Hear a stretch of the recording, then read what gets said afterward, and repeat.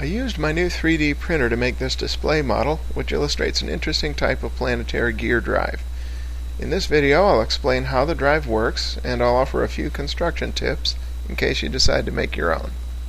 A planetary gear drive consists of a sun gear in the center, one or more planet gears, in this case two, and a ring gear in which the planetary gears revolve. There's also usually a carrier that connects the planet or the sun and planet gears together and keeps them lined up. There's a formula that will tell you how many turns for the sun gear you get for the carrier. In this case, that works out to 4:1. If you want an additional or a lower gear ratio than that, you can reduce the size of the sun gear, or you can add additional stages, but there's a practical limit to how small the sun gear can be made, and additional stages cost additional complexity. This model takes a different approach. The planetary gears are wide enough that they will engage a second ring gear, which is used as the output. It nests right on top like that. The clever thing is that the second gear has a few more teeth than the stationary gear. This one in my model has 30, and the driven gear has 32 teeth. And this means that when the gear is mounted, only the two teeth and the very opposite points of the ring will actually line up. These correspond to the position of the carrier, so that as the carrier is turned, the output ring is carried along at a very slow rate. In this case, the ratio is 16 turns of the carrier to just 1 turn of the driven ring. And when we combine that with the 4:1 ratio of input to carrier, we have a 64:1 ratio with the only addition of just one moving part.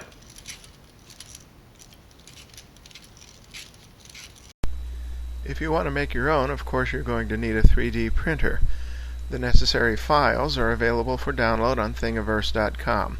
I printed these parts in PLA with 100% fill and found that I had to use a wall thickness setting of 2 to get acceptable results. If you're able to print the parts in different colors, your model will be easier to demonstrate.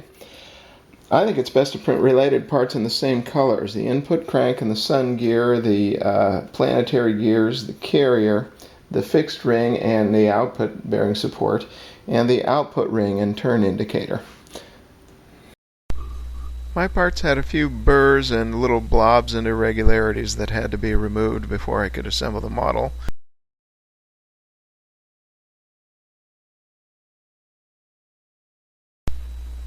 I made bushings and axles out of brass tubing.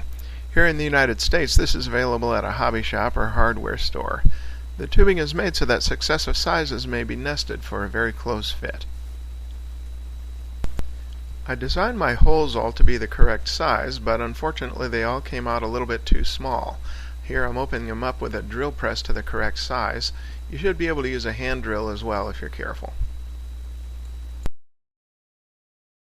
Brass tubing can easily be cut with a hobby knife if you simply roll the tubing under the knife and to create a groove, applying moderate pressure. Eventually the groove will get thin enough that the end will snap right off.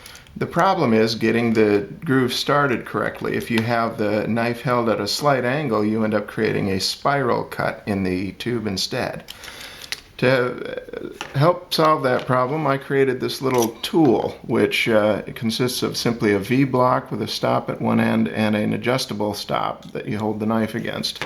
To use it, hold the V-block down like so, push the tubing to the end of the stop, and measure to make sure that it's the correct length. Then just hold the knife and manually twist the tube like this to get the groove started, holding the knife blade up against the stop like that. Once the groove gets started, you can hold the block and simply move the blade back and forth. It will carry the tube around in a circle with it. You use a sawing motion, but you're not really sawing the tube, you're creating a groove in the tube. And eventually the end of the tube will just snap right off.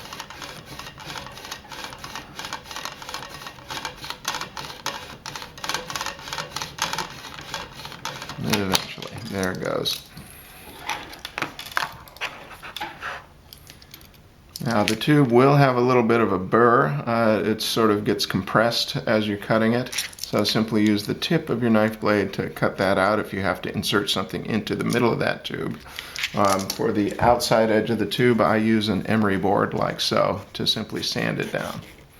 Just to sand a little bit of a bevel onto that.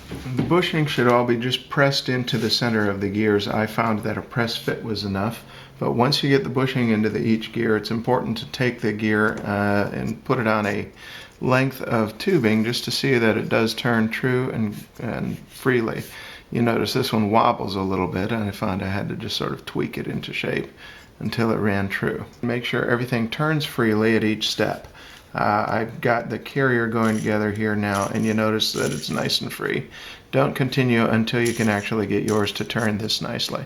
The bearing support piece is simply press fit into the fixed ring gear through these little dovetail joints, and I found that it's very easy once they're sanded just a little bit to get the part to snap together just like that, and that's all there is to it. If you ever need to disassemble it, however, it can be the real devil to get apart because this piece is very weak right here. I find that I use a piece of metal or something like that to push the part out very gently, one piece at a time, and then you can get the thing apart.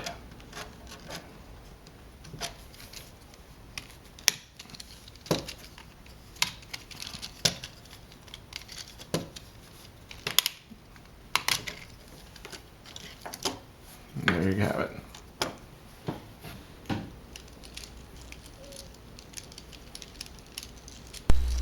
So that's my planetary gear drive. I hope you've enjoyed this video, and I hope you decide to make your own.